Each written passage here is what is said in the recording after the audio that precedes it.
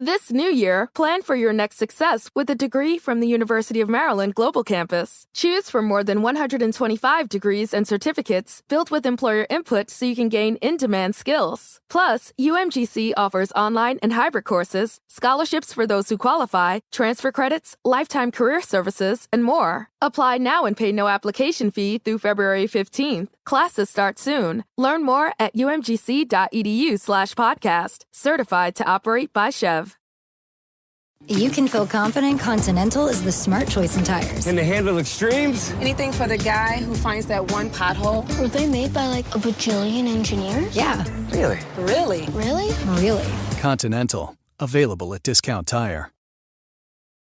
Hello and welcome to the Dispatch Podcast. I'm your host, Sarah Isger, joined as always by Steve Hayes, David French, and even Jonah Goldberg. This podcast is brought to you by The Dispatch. Visit thedispatch.com to see our full slate of newsletters and podcasts, and make sure to subscribe to this podcast so you never miss an episode. And quick plug, after the election, November 9th and 10th, join us for our post-election event. whatsnextevent.com is where you can learn more about it. We'll have afternoon sessions on both days running from 1 p.m. to 5:30 p.m. and we'll return at 8 p.m. for an evening session with a wrap-up of the day's proceedings with the team from The Dispatch. Tickets for this two-day event are $100 and include a new complimentary subscription to The Dispatch. Right now, we've got interviews planned with Congresswoman Liz Cheney, Senator Ben Sasse, and Senator Tim Scott. We'll be announcing more interviews and panel discussions in the coming weeks around the future of conservatism, governing under a Trump or Biden administration, foreign policy issues, and we'll take a deep dive into the results of the election, of course. So join us November 9th and 10th. You can check it out at whatsnextevent.com.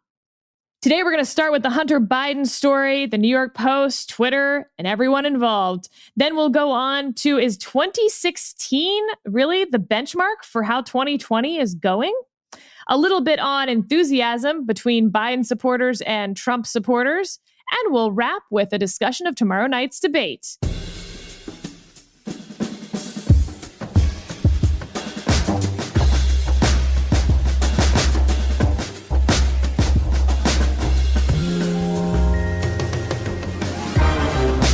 Let's dive in. David, coming to us live from California.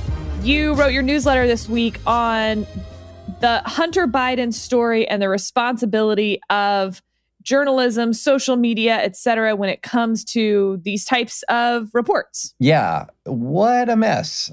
So this was apologize to the readers, a long newsletter because there's a lot of facets to this story. So I didn't really deal with the substance of the emails that much, mainly because I've already decided I'm not voting for Hunter Biden for president. But the really interesting aspect to me about this was the other side. So there was a journalism side to this. The New York Post getting a hard drive from Rudy Giuliani that Rudy says is Hunter's hard drive. The social media response with Facebook throttling back sort of the reach of the posts, of the New York Post pieces, Twitter blocking entirely, and then the political response with the FCC chairman vowing to undertake rulemaking to alter Section 230, which is this law in the Communications Decency Act that allows social media companies and indeed all internet providers to engage in content moderation without being liable for their users' speech. And rather than rehash rather than monologuing all the way through my piece, I wanted to get y'all's thoughts. And first, Steve, you're the journalism school graduate. Let's talk part one, the New York Post and the debut of the story. Yeah, I mean, I think this presents a number of challenges for reporters who want to cover this. You know, you wrote about it, I thought, very well in your newsletter and concluded that the Post shouldn't have published the story as it was.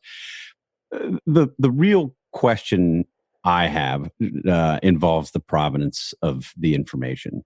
And the story that the New York Post itself told about where this computer / hard drive came from and how they came into possession of it, to me, raised all sorts of red flags. It was tipped off by Steve Bannon. It came via Rudy Giuliani.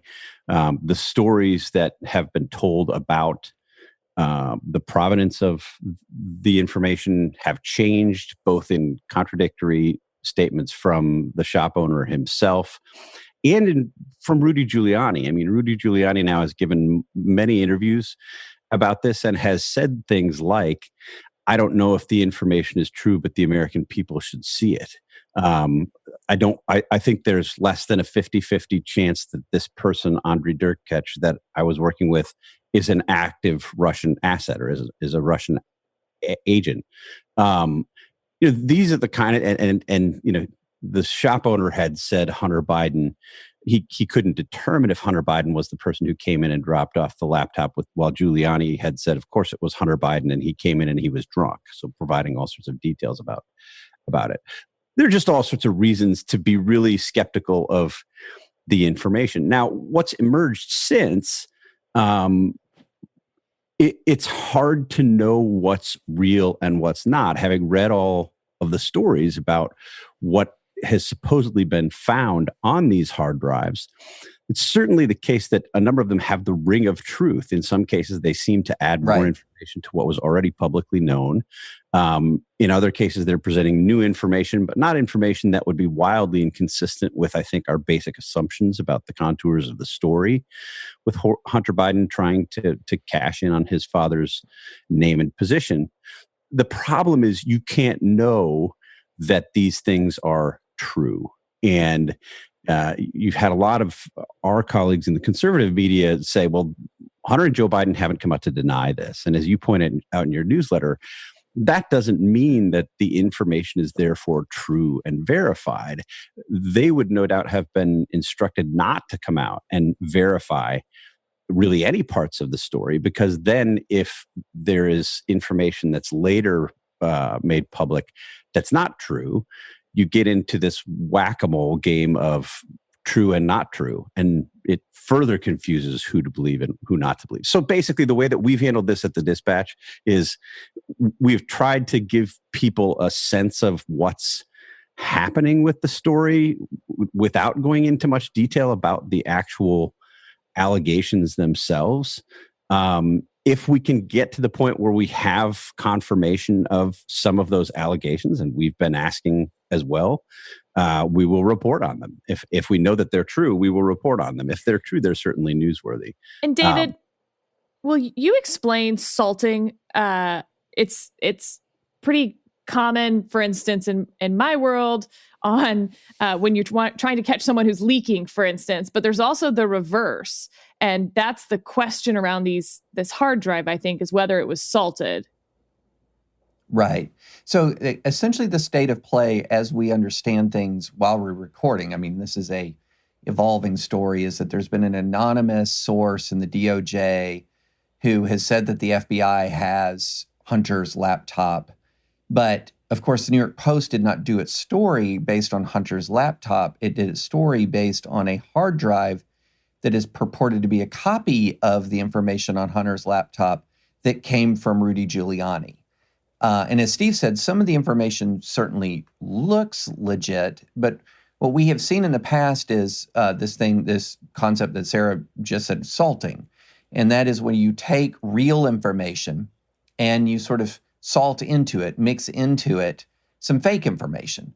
And so this is something that happened in, I believe, the 2017 hack prior to the French presidential election. That's right. So that there's this mix of true information and false information, and it puts the target of the hack, as Steve said, into a difficult position that if you validate some of the information and you admit that some is true, and then there's what purports to be a damaging revelation in there, and you go, well, but that one's false.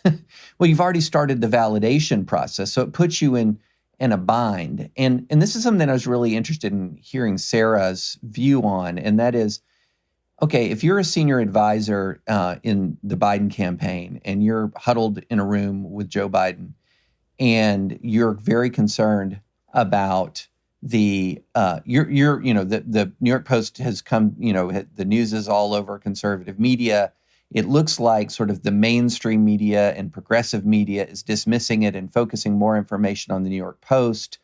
You don't know exactly what's on the hard drive that Rudy has provided. Sarah, what are you saying? What are you telling Joe Biden? I don't touch it with a 10-foot pole. Now, the interesting part will be the debate tomorrow night and whether Kristen Welker, the debate moderator, finds a way to ask about it and what Joe Biden is prepared to say at that point. But he cannot, to your point, address the validity of any of the emails because they don't know what else is on that hard drive, and they can assume that Rudy Giuliani or whoever else has saved some of the emails to release later, and they're not going to know whether those are real or not.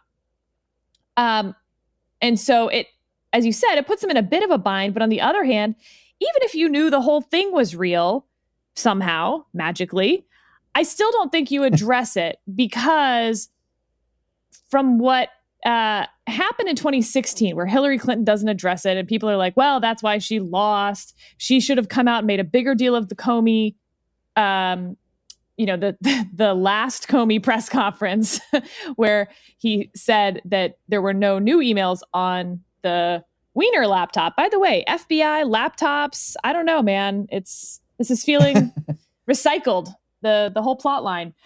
But the big difference here is that the media, for better or worse, I think feels like they learned a lesson from 2016, the what about her emails meme of sorts, that they're just not willing to do that again 4 years later. And that inures very much to Joe Biden's benefit.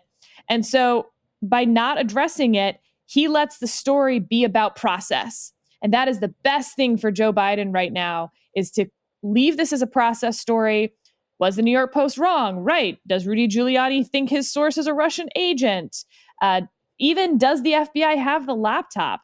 All of that's fine, because what we're not talking about, because we don't know, is was the relationship between Hunter Biden and Burisma and Joe Biden corrupt in some sort of either, actually criminal way, which I'm not sure what the allegations would be around that yet, but, in just a gross way.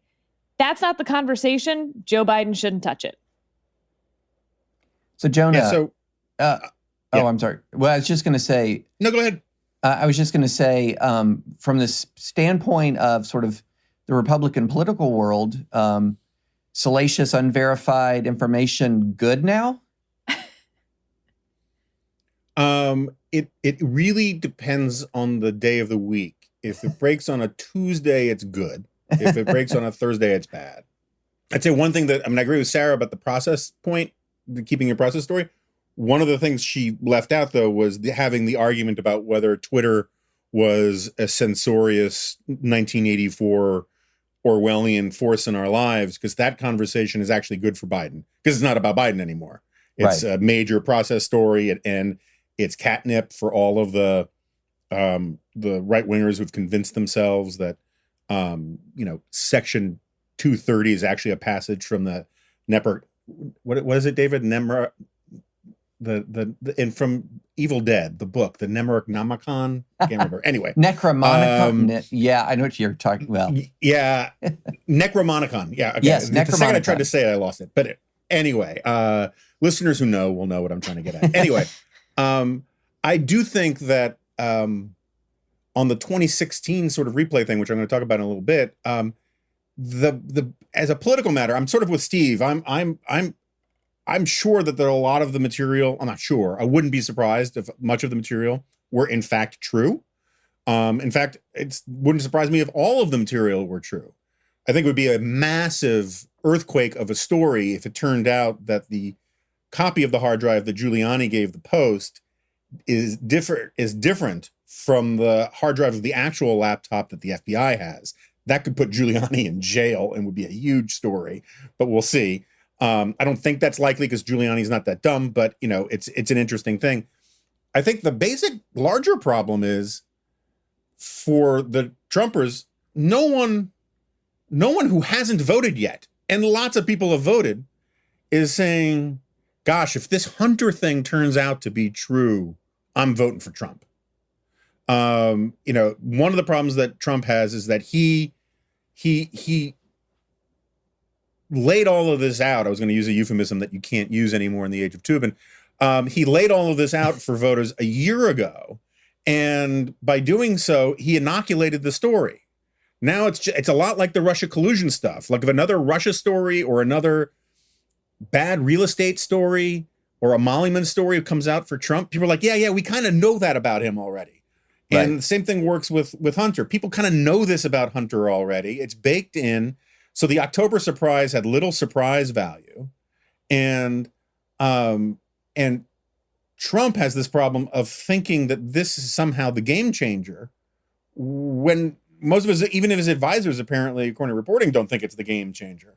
So it's a lot of, you know, St. Elmo's fire. It's a lot of, you know, it's a light show that actually doesn't do anything to you. And it does give you a preview, though, of the ugliness of the fights to come on Section 230, on arguments about the mainstream media and all that kind of thing. But its political impact right now kind of feels negligible to me. Yeah, you know, the big difference between the Hillary emails and this is, aside from, well, you know, questions like, did Joe Biden tell the truth when he said, you know, he didn't know much about his son's business activities, which, you know, would be sort of one of these sort of standard political spin lie evasion stories. The Hillary story was, is Hillary Clinton a criminal? That was the question at the heart of the Hillary Clinton email. It was, did Hillary Clinton mishandle highly classified information in such a way that would bring criminal liability? And there was even a highly unusual press conference from an FBI director that excoriated her handling of classified information. So anything that popped up in sort of phase 2 of that story raised the specter of, am I voting for somebody who could be indicted? Which is so substantially different from, am I voting for somebody whose son is exploiting his family name in an unscrupulous way for money, which is one of the oldest political stories in the book. And it's interesting that the New York Times ran its latest its latest story on Trump's business dealings and some of the dealings of the Trump organization and his kids. And some of the details in that story, if you want to talk about financial transactions with shady characters involving the Trump organization's financial relationship with Chinese and Chinese interests, are really, in an ordinary world, would be extremely surprising and shocking even. But again, as you said, all the emolument stuff and all of the Trump business relationships are now baked in. So I agree with you. It feels like the Hunter stuff is baked in, again, barring something completely unexpected in, you know, the next day or week. David, let me channel some of our listeners and ask you a question.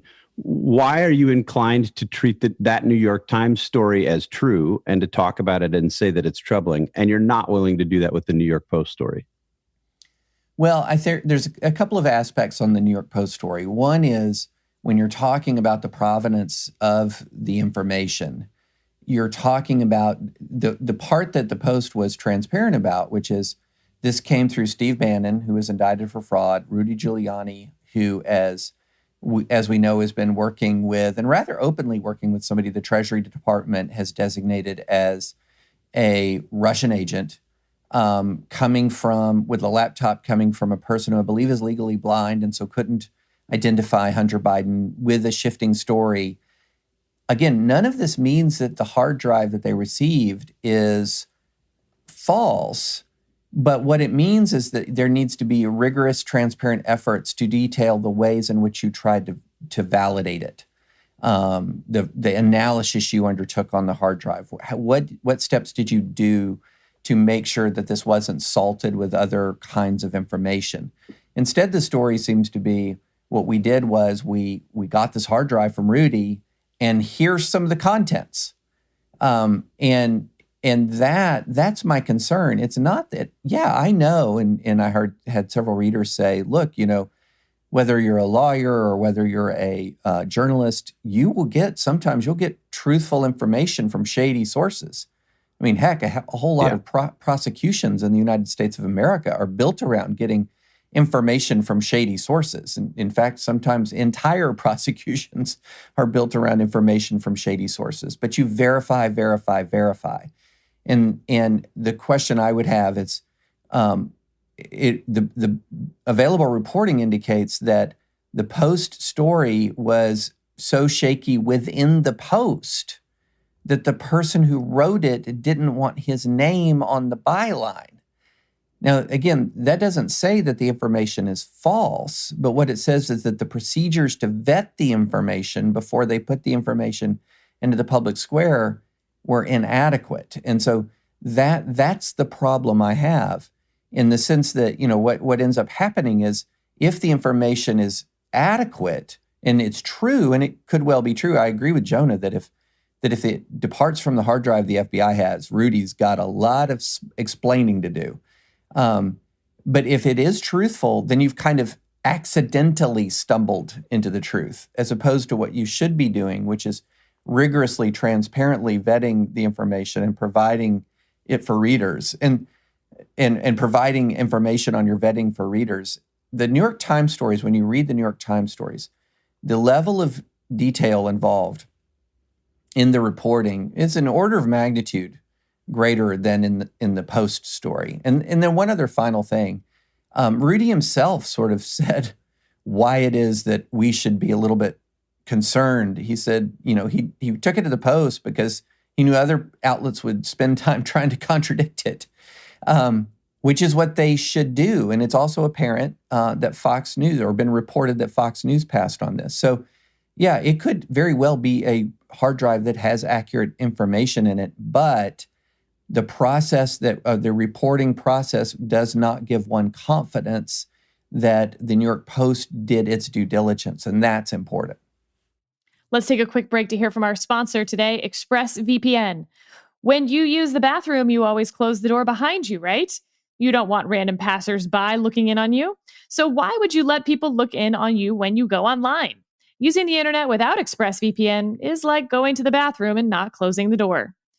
Do you know that your internet service provider, like Comcast or Verizon, knows every single website you visit? And what's worse is they can sell this information to ad companies and tech giants who will use your data to target you. ExpressVPN puts a stop to this. It creates a secure, encrypted tunnel between your device and the internet so that your online activity can't be seen by anyone. You can use ExpressVPN on all your devices. It works on everything, phones, laptops, even routers. So everyone who shares your Wi-Fi can still be protected, even if they don't have ExpressVPN. And the best part is, using ExpressVPN is as easy as closing the bathroom door. You just fire up the app, click one button, and you're protected. ExpressVPN is the world's #1 rated VPN by CNET, Wired, The Verge, and countless others. So if you believe your online activity is your business, secure yourself by visiting expressvpn.com/freedom today. Use my exclusive link, expressvpn.com/freedom, and you can get an extra 3 months free. That's expressvpn.com/freedom. All right. And with that, Jonah, why don't we move on to some 2016 news? Just kidding. So, as you brought up, I'm kind of with you, Sarah, that it does feel like the screenwriters who've been really knocking it out of the park for the last 3 years are kind of going back to some old standby tropes, laptops, lock them up, all that kind of stuff. It feels like maybe their normal cocaine supply in the writer's room has dried up and they're working on second tier stuff. But more seriously, I think that and I know Steve and David probably, I don't know, but I would suspect have the same peeve. For most of our lives, every time since Vietnam until the Iraq War, within hours after hostilities were launched in any way by a U.S. government, particularly if it was a Republican government, somebody in the New York Times would write this is Vietnam again. This is a Vietnam quagmire. It was like the only military, up until the Iraq War, the only military metaphor or analogy that any mainstream journalist or graybeard pundit knew was either World War II or Vietnam quagmire. And no one could talk about like the Spanish-American War or, all sorts of other things that might actually be more apropos. I have the same feeling about 2016, whether it's on the left or on the right. Everybody is talking about 2016 as if it is the benchmark prism through which to view this election. And I understand it to a certain extent. I mean, 50% of the candidates from 2016 are running again. 2016 is the most recent election. Donald Trump is literally trying to run the exact same campaign that he ran in 2016 with only a few variations, down to lock 'em up chants and all of these kinds of things. But at the end of the day, I think the differences between 2016 and today are much greater than the similarities. And so I can list a whole bunch of them, but I am supposed to. I just remembered as I was about to do my John Belushi rant and throw myself out of my chair that I'm supposed to turn these questions to you. So, Sarah, how useful do you think 2016 is in understanding this moment? Here's my hot take, if you will. I think that if anything, it would mean that pollsters are underestimating Biden's support, because if they get this wrong again, polling as an industry pretty much shrivels on the vine after this. And so when I look at these polling numbers, I sort of see that in the 2016 lens of how the experience in 2016 is coloring every single one of these polls coming out. And yet both sides also seem not to trust the polls, right? The Republicans that I've talked to, the Trump supporters, are convinced that Trump's about to win in a landslide to a person. I don't think I've talked to a single Trump voter yet who is wobbly on that because they think the polls are just so far off. And there was this interesting interview with a pollster in National Review who believes that Trump is going to probably win. He says Pennsylvania is a little close, but that otherwise, he sees Trump winning all these states and that he thinks the polls are pretty far off because of his own sort of polling methodology.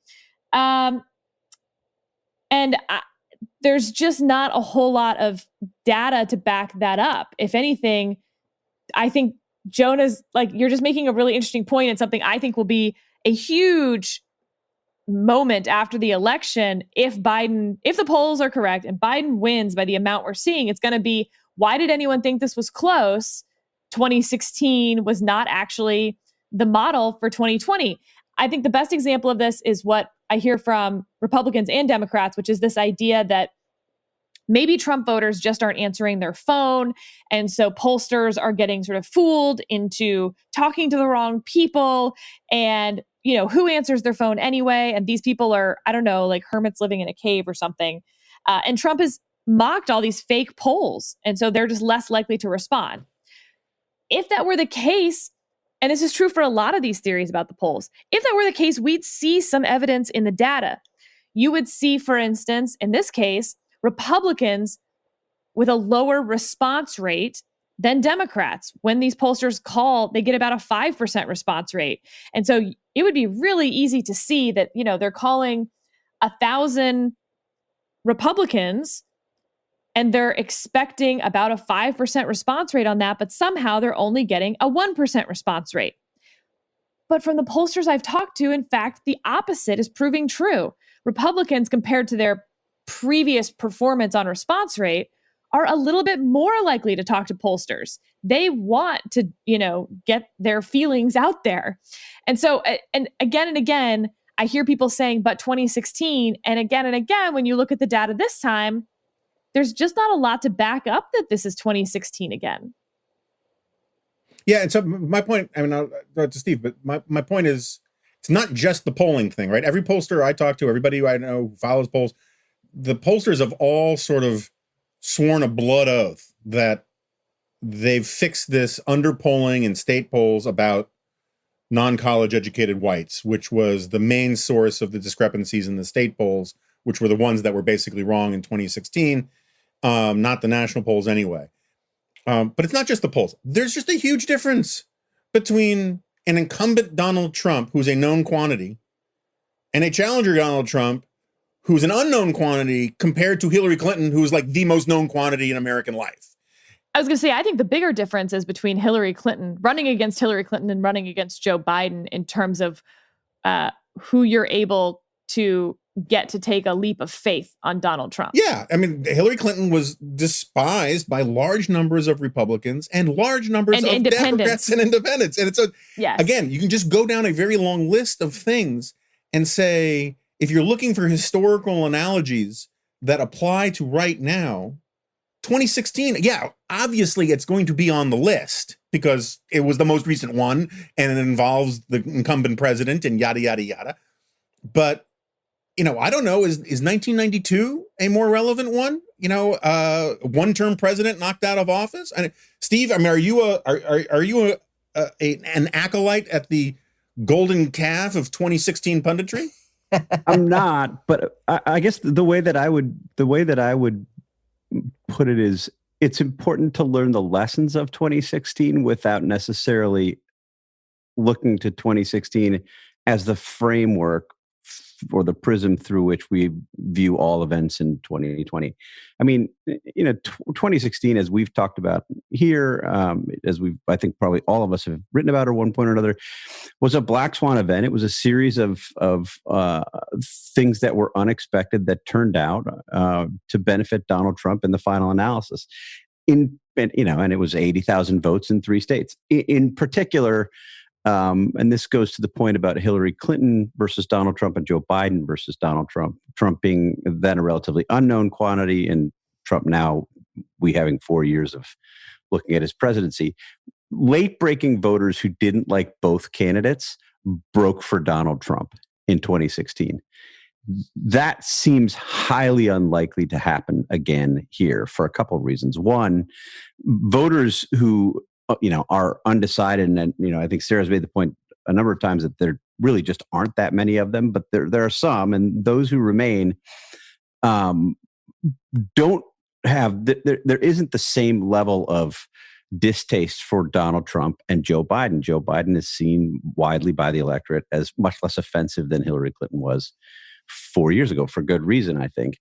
And the second point is, we know what Donald Trump would do now. At the time, Donald Trump was saying all these things in the last few days of the campaign. He had campaigned to blow up Washington. I think he sort of channeled a broad sentiment in the electorate, certainly among Republicans who thought it was time for some disruption and couldn't vote for Hillary Clinton. Now, he was supposed to be this disruption. And in some ways, he was that disruption. But I think for some Republican voters, they look and say, okay, what kind of disruption? So I guess that's why I think it's important to learn the lessons of 2016. And there were some interesting and important lessons, but I don't think we have to look at everything now as through a 2016 frame. David? Yeah, it's funny when you look back at 2016 and you look at the data that was incoming in 2016.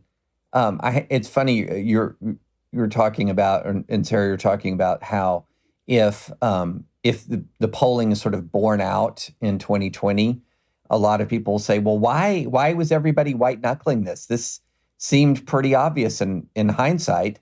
But when 2016, I think one of the obvious questions that comes up when you sort of take another look at the data was, why was everyone so completely confident that Hillary was going to win? The national polling was relatively close, and the margins in the Midwest had closed between 2008 and 2012. Romney did a lot better in the Midwest. He still lost, but he did better in the Midwest than McCain had pretty substantially. And so there were some signs there. I mean, the race was closer. There had been some Midwest narrowing, but everyone was fighting the last war in 2016.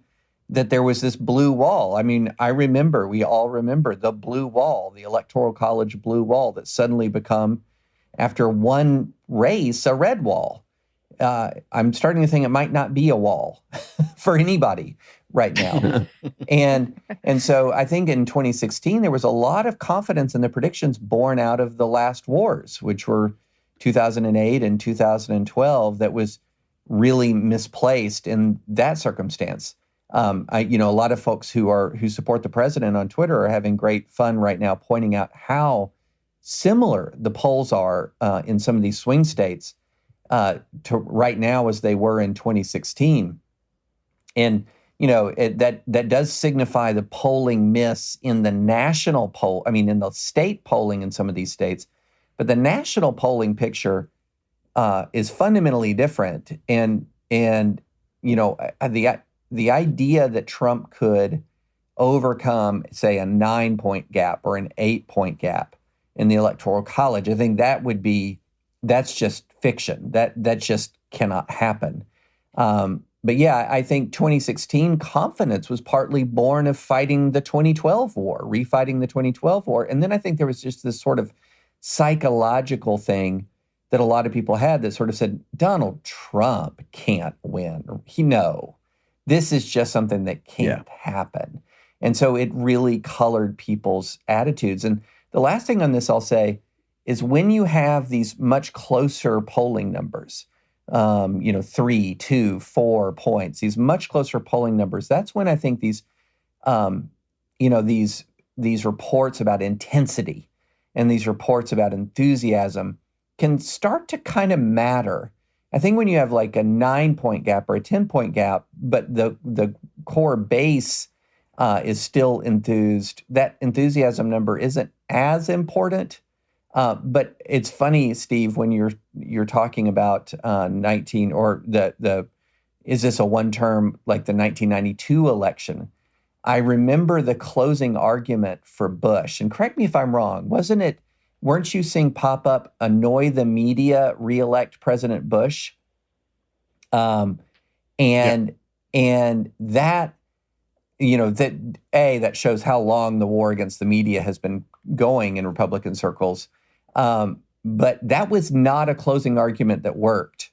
And that seems to be kind of the core of the Trump closing argument, which is attack the media, reelect Trump.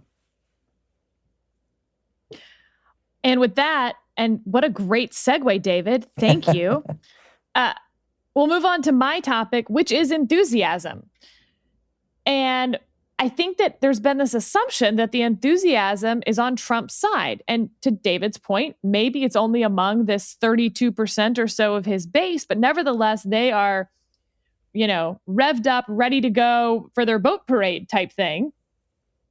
But I have 3 information nuggets that I want to discuss that maybe the enthusiasm isn't quite where we thought it was. The first, the town hall. We didn't get to talk about the town halls last week. In lieu of a debate, Biden does his town hall on ABC. Trump does his town hall on NBC, which then also gets to show it on MSNBC and CNBC. Well, the ratings came back and Biden's town hall averaged about just under 1 million viewers more than Trump's town hall, even though Trump's town hall showed on 3 channels and Biden's town hall only showed on 1. In my newsletter, I explained that I thought that this wasn't maybe as huge a deal as some people made it out to be because NBC basically was sorry that they agreed to a town hall that abutted Biden's pre-scheduled town hall at the same time. And so they basically didn't advertise for it.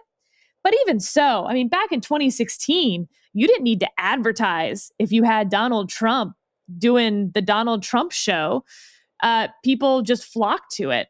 And that didn't happen this time. Also, an interesting note on that was that ABC was better able to make more money on their event than NBC, roughly based on someone looking at the ads and the ad space that ABC was able to sell.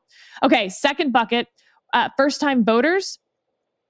As of right now, 7.3 million infrequent and first-time voters have cast their ballots, which is 2.5 times the number of ballots by those types of voters 4 years ago.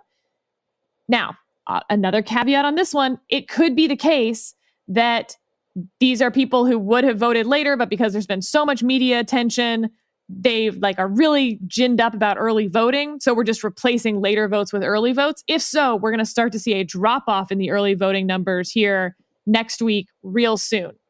We haven't seen that yet. Okay, third bucket is the money bucket. Joe Biden outraised Donald Trump $200 million in September, but now we also have the cash on hand bucket, which is the Biden campaign has 177 million and the Trump campaign has 63 million. That's a 3-to-1 edge. What that means is that Trump has had to spend a ton of money to raise money. And one stat that I saw was that he, for his small dollar fundraising machine, was spending 77 cents to raise $1. That is a wildly high number and tells you that the enthusiasm isn't there. They have list fatigue. They're trying to hit their people and they're just not seeing much return from it. Okay, those are my 3 buckets. Steve, I know you were paying attention to the money bucket. What do you make of my money bucket enthusiasm argument? I mean, that's an incredible number. And while it's not very good for the Trump campaign, it's very good for the people who are working for the Trump campaign, for the people who are making money off the Trump campaign. It should be noted. Look, I think this in some ways is the most interesting of your buckets. Can we just talk for 2 seconds about how she went from nuggets to buckets without ever explaining how? But okay, anyway, I'm sorry.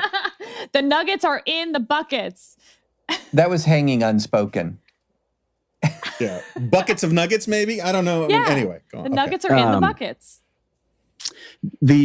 I think, and we talked about this pretty early on. One of the reasons that the fundraising gap is significant between Donald Trump and Joe Biden, beyond just what they have to spend, is what it tells us about enthusiasm, and in particular, those small dollar donors. And I find this a pretty interesting barometer of where the enthusiasm is at this point distributed in the race. I'm not under the impression that there are lots of people clamoring for a Joe Biden presidency, or willing to walk over hot coals, or lining up boat parades for Biden. The miles long car parades that we've seen over the past few weekends for Trump. There is a disparity in the kind of positive enthusiasm for the two candidates. I think obviously what Joe Biden is benefiting from is the negative enthusiasm about Trump. And you have voters who, Trump's disapproval ratings, depending on your polls, 48%, 52%, sometimes as high as 54%. And the strong disapprovals are not much lower than that. So you have people who are passionately opposed to Donald Trump, who are willing to do just about anything to get him out of office. And I think we're seeing that in these numbers, both at the presidential level with the numbers of small dollar donors giving to Biden's campaign, but also in these Senate races where you're seeing fundraising gaps of 6-to-1 and 7-to-1 when you're looking at just the actual campaign fundraising, which is indicative more closely of low dollar fundraising. And so they want to get rid of Donald Trump, but they also want to get rid of anybody who's seen as supporting Donald Trump. I mean, that's why Lindsey Graham's opponent, J.B. Harrison, has raised so much money. I think it's why Democratic Senate candidates have done so well, or these low dollar donors. And I do think that while it's not an exact proxy for voter enthusiasm, it does tell us something about voter enthusiasm. And there's no doubt, I mean, we should make clear, there's no doubt that Trump supporters, whatever percentage of the base we want to say are the hardcore Trump supporters, are about as intense of political actors as I've seen since I've been covering this for 25 years. But I think they are mirrored and outnumbered on the other side when you're talking about people who oppose Donald Trump. Jonah? Yeah, I mean, not to, exploit this for my own benefit, but this just proves my point about 2016. All of these things that we're talking about, right? So the top, as David noted earlier, all the top line numbers show the similarities in these battleground polls and whatever between now and 2016. But all the stuff that you're talking about, these are just very different situation than 2016. I have my first column of the week was on this. I'm convinced that, John Podhoretz convinced me a while ago that liberal media is losing its mind because of its 2016 phobia and panic. And they're so afraid because they're the scalded dogs they're like Reek from Game of Thrones. They've just been so abused and so lied to so many times. They don't know what's the truth anymore. And they're so scared. They think it's 2016 again. And so they don't let anyone talk about jinxing it. They don't Joe Biden ran away with the first debate, won that thing by any metric. And the immediate response from all the liberals was no more debates, right? When does your guy win a debate? And your first reaction is, let's not do that again. It's a weird situation. And I think, getting to your point, I think there is this, I'm sure there's a German word for it. There's this negative enthusiasm, this angst that is at work here. And so if you're looking for enthusiasm numbers, the idea that you would look to boat parades and airport rallies rather than the fact that in every state where they're reporting, basically, except for, I guess, Florida, almost every state where they're reporting partisan ID in terms of early voting, Democrats are voting 2 or sometimes 3-1 to Republicans. That's a measurement of enthusiasm too. And but Democrats are voting based on fear of Trump, and Republicans are voting to the extent that they're voting for Trump on love of Trump. And I think these are just very different dynamics. And I think that the enthusiasm thing generally is necessary but not sufficient for what Trump needs. And I know that we're all supposed to genuflect to Sarah's "it's all about turnout now," and she's probably right about that. But it can't just be a turnout election when you have fewer voters in your column. You should be doing something to get more voters in your column. Well, that goes to a whole series of strategy decisions that the Trump campaign never chose to make, or that the candidate was unable to make. David, last question to you on this. I think that so I talked about one of the things that we'll talk about if the polls are right and that Biden wins in Jonah's column, if you will. But I think another one will be these first-time voters. I think if we continue to see first-time voters showing up in record numbers, and that really turns the tide, so to speak, if they are voting at twice as high as they did in any previous election, that will be a fascinating moment in American politics where a whole bunch of people who never felt like they needed to vote before suddenly felt like, nah, I got to raise my hand this time. Yeah, and in a way, again, if you're sort of looking at it like this frame of when this is all over, some people might say, oh yeah, that was obvious all along. The first-time voter number, in an interesting way, could be as well, because this was the first time in a long time in American history where politics was just always being talked about, constant bombardment of political news. I mean, you think about 2020, we've had an impeachment, we've had a pandemic, we've had an economic meltdown, we've had urban unrest. So in one way, you would look at that first-time voter number and you'd say, well, of course. I mean, of course. The other thing that I think is interesting, going back to what Jonah was saying, is, the media isn't just, the members of the media tend to be on the left. And they don't just tend to be sort of kind of on the left. They tend to be pretty left, especially the younger cohort. And Joe Biden was not their guy. He was not their guy. And so in a lot of ways, it feels like what you have is the combination of the flashback to 2016 with this idea that Joe Biden is the guy that's going to take out Trump? And then also I do think there's some background anxiety about Biden's age. So rather than having, say, a young candidate who excites the base and excites the media, they would be saying, yeah, let's debate again. Here's our champion stepping into the arena. But a lot of these guys just weren't excited about Biden to begin with, and still can't quite wrap their minds around an idea of a Joe Biden wave election. What? Are you kidding me? But he had a wave election primary. I mean, he he mopped the floor with the competition after the South Carolina primary. Just, it wasn't even close to close. It was not the same as Hillary's 2016 primary. It was not the same as Obama's 2008. So, I do wonder if part of this is an artifact of actual sort of the white knuckling, actual concerns about, say, Biden's age, and B, he just was never their guy to begin with. And so the idea that this guy, the guy that they didn't get excited about, is somehow going to swamp Donald Trump. What? That doesn't make sense. And let's take a quick break to hear from our sponsor, the Bradley Foundation. Americans are navigating through several unanticipated crises this year. We the People, a Bradley speaker series, offers insights and ideas on the current challenges we face from some of the remarkable organizations the Bradley Foundation supports.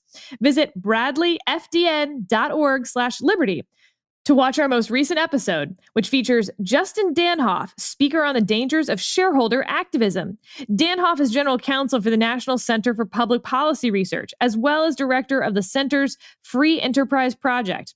In this episode, he addresses the influence of environmental, social, and governance issues on society, retirement security, and free enterprise. The discussion sheds light on how activists are advancing social and political change through American corporations. That's Bradley with an LEY at the end, fdn.org/liberty to watch the video. New episodes will debut weekly, so come back often and subscribe to their YouTube channel to be notified whenever a new one is posted. So before we move on to Steve's topic, I have 2 more nuggets for you, Jonah. Nuggets. I like nuggets better than buckets. I just no, the nuggets live in the buckets. I prefer a bucket of KFC to a nugget. What about a bucket of Chick-fil-A? Wings. Wings. Blasphemy incoming. I prefer both Kentucky Fried Chicken and Popeyes, and even Zaxby's to Chick-fil-A. Wrong. Whoa. Oh my God. Wrong opinion. Wow. No wonder you're taking heat from all sides of the sort of evangelical That world. really brought the mood down, David. Wow. Well, anyway. You could wear a Margaret Sanger t-shirt and get fewer hits. My gosh. All right. On these first-time voters, they often, when you talk to people who didn't vote and you ask them why they didn't vote, the number one response is, it won't make any difference. Like, not only does my vote not matter, but between these 2 candidates, it doesn't matter. They're both politicians. I don't know about tax policy or whatever. Like, it's all within this like small margin. They don't care about me anyway. And so when you see these first-time voter numbers, what that means is that the message of the last 4 years to them was, oh, there's a really big difference now between these 2 candidates. And so it actually matters to me which one of them wins because it will affect my life. That's pretty fascinating. And you see that in the registration numbers. So last week, in 1 week in Pennsylvania, 50,000 new people were registered to vote. I just think that's a mind-blowing number. Right now in Travis County, which is the Austin area, 97% of eligible voters are registered to vote. Whoa. Wow. So, and mind you, the registration numbers, Republicans have also been doing really well in registration numbers. Those first-time voters are on both sides. It's just that the country sees this as a really stark choice. So with that lead-in, Steve, let's talk about the debate tomorrow night. Yeah, there's a debate. My question to you, we saw after the last debate that Donald Trump didn't do well. His public polling, the Insta polls said he didn't do well. The public polling suggested he didn't do well. And almost immediately you started talking privately to Republican pollsters and strategists who said that they'd seen this plunge. Not just in Donald Trump's numbers, but in the generic ballot numbers when pollsters asked, do you prefer Republicans or Democrats? In the generic ballot numbers for Republicans. So my question is simple. What will Donald Trump have to do tomorrow night to be judged the winner, both in the sort of post-debate discussion on television in the media, but also among the electorate, number one, and number two, can this debate matter at all in determining the outcome? Jonah. So I don't think there's anything Trump can do that will get, say, MSNBC and CNN to say he won. Right? The only way that they will say anything like that is if Biden has a sufficiently bad night that they have to say that Biden lost. And what that would look like depends on what scenarios you want to spin out.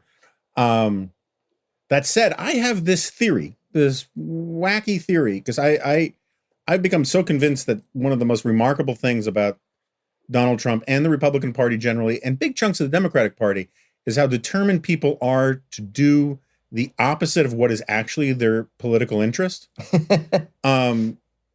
Trump has just been going ballistic for a while now about this. He refused to do the remote debate. My argument is the remote debate would have helped him because it would have kept him from interrupting.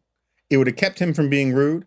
It would have forced Biden to talk into a screen, which he's bad at, for extended periods of time without being rescued by Donald Trump's interruptions, which often benefited Biden because it made Biden look like a victim, made Trump look like a jerk, and it kept Biden from actually having to complete a whole thought.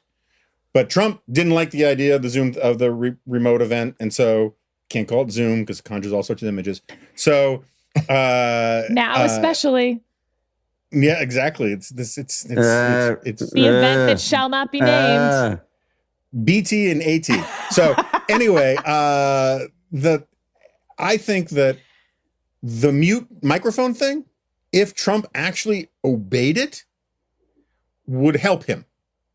I think Biden is his own worst enemy when given an opportunity under pressure to give long answers. Not because he's that terrible about it. It's just that the odds of Biden actually having the meltdown moment the Trump campaign wants can only happen if you let Biden talk. But if Trump keeps shouting the system is rigged every time his microphone is muted and shouts over it, it's going to be a nightmare for him. And, Trump is mocking Biden for taking 4 days off to prepare for the debate and hold this 4-day lid thing. I get why you would mock him for it. If I were running against him, I'd mock him for it. But it's kind of a flex move when you're like 10 points up going into the last debate. And the whole strategy for all along has been to make Trump the center of attention. So I think going into this debate, to actually answer your question, Trump would have to pivot to being presidential in the last 13 days of the presidential race. And I would not bet heavily on that. Sarah, one of the things Jonah said in that long response was Trump should have done the Zoom call because it would have kept him from being rude. Is Jonah right? That it would have helped or that it would have kept him from being rude? I'm not sure that either is right. So it would have helped restrain him. Yeah. So I think that it would have upped the ratings because people would have sort of found it fascinating in its own way. And they would have wondered how Trump would have responded to that. But it didn't happen. So is what it is. And we saw the ratings of the town halls. So we kind of have some indication.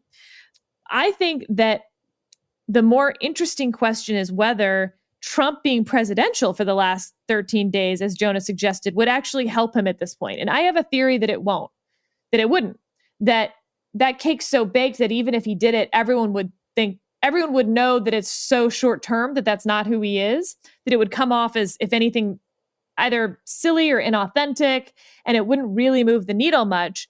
My theory is that the best thing that Trump can do is continue to be sort of his pugnacious self, but actually rifle shot that toward Biden instead of the shotgun approach of the last debate where it was just things flying, spittle everywhere. And instead, just keep repeating, Joe, are you going to pack the court? And then stop talking, let Joe Biden flim-flam around for a little bit. And then when he's done and says, oh, my time is up, which to Jonah's point, he doesn't like giving long answers. He didn't do well in those primary debates. He would just say, oh, my time is up and stop talking. And so every single time, Donald Trump should refuse to answer every question, which, yes, will annoy the media and they'll talk about how he lost. But each time he should say, Joe, are you going to pack the court? And make that the debate. I don't think anything in the debate, by the way, could win him this election. But at least that has a chance of showcasing Biden's only real flaw at this moment in the campaign, or only real weakness, I guess is a better way to phrase it. He's uncomfortable not answering the question. He's not prepared to answer the question. So make the whole debate about that. If Joe Biden comes to the debate tomorrow night without a better answer on packing the court, it will be campaign malpractice, which doesn't necessarily mean that it won't happen. David, before you answer that question, I want to just go back briefly to the last debate. One of the things that was surprising to me, I didn't think Trump had as horrendous a performance as any of you did in the immediate discussion that we had right after the debate.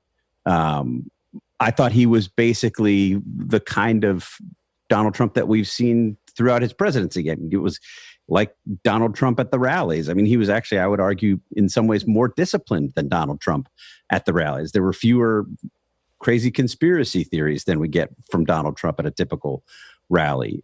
He was arguably better than he was during the White House coronavirus briefings. Didn't say as many outrageous things during the debate as he used to say during those briefings. Why, David, do you think that last debate had the pretty significant impact it appears to have had? And then what can he do to avoid that kind of outcome again? Well, he showed the aspect of himself that I think is least attractive to a lot of people, which is oddly enough not the wild conspiracy theories or, the disinfectant, ultraviolet, the craziness of some of the briefings. It was just meanness. It was just pure. There was nothing sort of like, that's our crazy Donald. Nothing that would make you feel sort of this bizarre sense of, he's just, stream of consciousness. He doesn't really mean it. It was just a basic, blatant attempt at bullying. And there's just not that many Americans who enjoy watching a bully try to bully somebody. I think it's just as simple as that. That this was an aspect, a side of him that is least attractive to everybody except his hardest core supporters, who, of course, relish the bullying and like the bullying. And so I think that when you distill it down to that, it was just that this was the aspect of Donald Trump that was least attractive to people. There was nothing about it that you could kind of wave off as, he's stream of consciousnness, just whatever comes in his mind, he says it. He doesn't really mean it. He felt like he meant it, and he was angry, and he was bullying, and he was trying to be cruel. And that brings me to this debate. I think that the question, are you going to pack the court? Are you going to pack the court? Are you going to pack the court? Is a way that you could channel Trump's aggression in a way that could really flummox Biden, really put him on the defensive. And frankly, he hadn't had great answers for this question, even in front of softball questioning. And so I do think that would be a opportunity for him. Here's the trap for Trump. He's obviously quite exercised about the Hunter Biden story. I mean, this is the thing that's like, it seems like he feels like he's his ace in the hole, and he's very angry. He's won at the Twitter censorship. He's very angry that it isn't gaining more traction. So I think his opportunity is to badger Biden about court packing, which is a very substantive thing that makes even non-Trump supporting Republicans very nervous. His trap is to badger Joe Biden about Hunter Biden, which is something that, say, MAGA Twitter loves and parts of, the conservative media entertainment complex love, but I don't think has traction really anywhere else and can really encroach into personal territory that could give Biden an opening like he had in the first debate to basically say, look, my son has problems. I love my son. And to really flip that around on it. But I think Hunter Biden is the trap for Trump, and that court packing is the opportunity for Trump. And with that, let's do our last topic, Halloween costumes.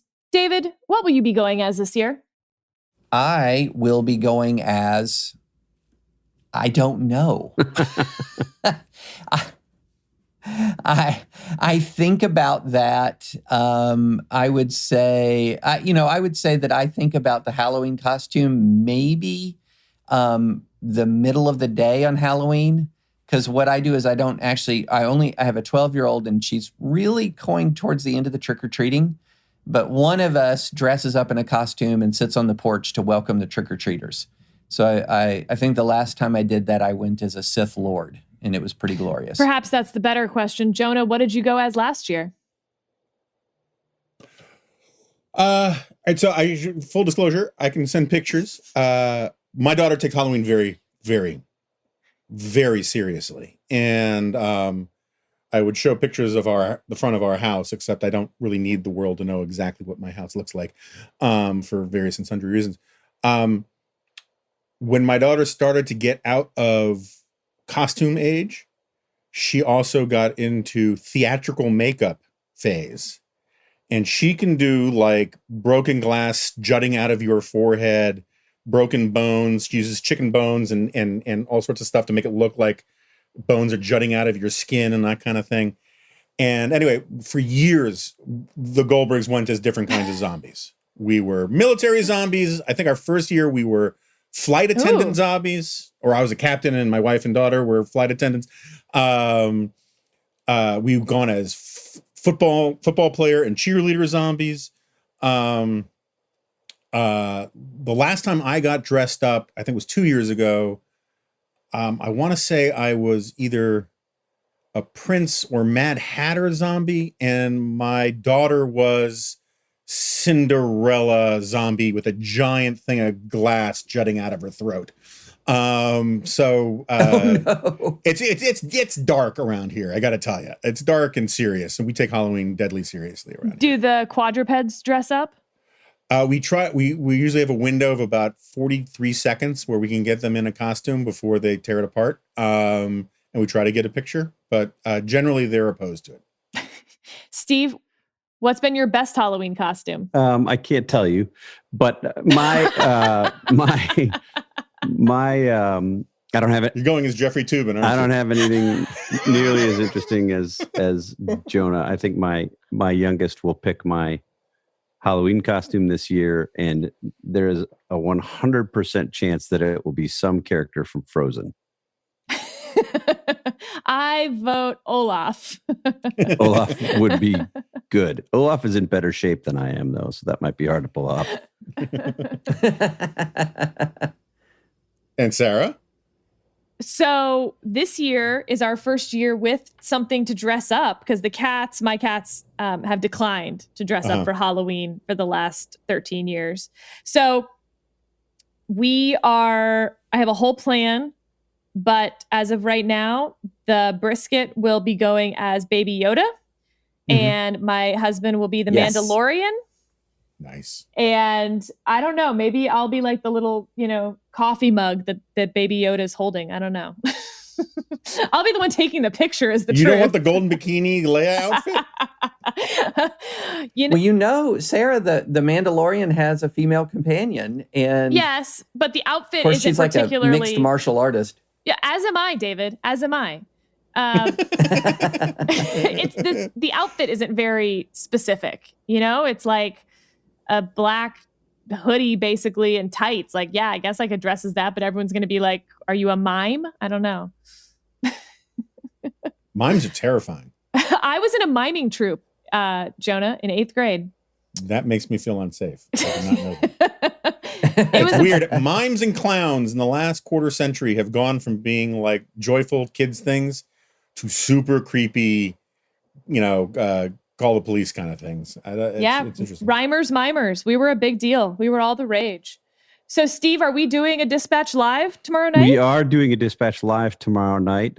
Just like the last post-debate Dispatch Live, we will jump on probably 5 or 10 minutes after the end of the debate. You can find information on our website about the Dispatch Live, and for subscribers or free listers to the Morning Dispatch, we have links in there today, and we'll have links in there tomorrow. This one is open to everyone. It's not necessary to be a member to join us for the Dispatch Live post-debate version. So encourage you to join us. Get your friends. If you're tired, if you feel like you know what you're going to get by watching the post-debate reaction from partisans on television, with Republicans, regardless of what happens, saying that Donald Trump did a good job, and Democrats, regardless of what happens, saying Joe Biden did a good job, and you want to hear from a group of people who will actually tell you just what they think without measuring or thinking about how it will play, we're a pretty good place to do that. Also, I will tell you from experience that most of the people on TV are sober after the debates, and that will not necessarily be the case here. I will be sober. Honestly, if the debate is like the last one, I will not be. That was awful.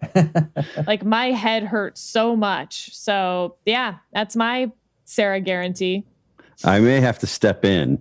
I'll be ready. I'll be ready. I will once again stay off of Twitter, and I will not have my any wine until we start the Dispatch Live. Jonah, what promises are you making to our listeners? I promise that when it starts, people will be able to see me. Nothing. Everything else is contingent upon circumstances. Just. No. It'll be great. It'll be fun. I promise to be mostly sober when it starts. All right, listeners, you heard it here. We'll see many of you tomorrow night. Enjoy your debate watching. We'll see you again next week.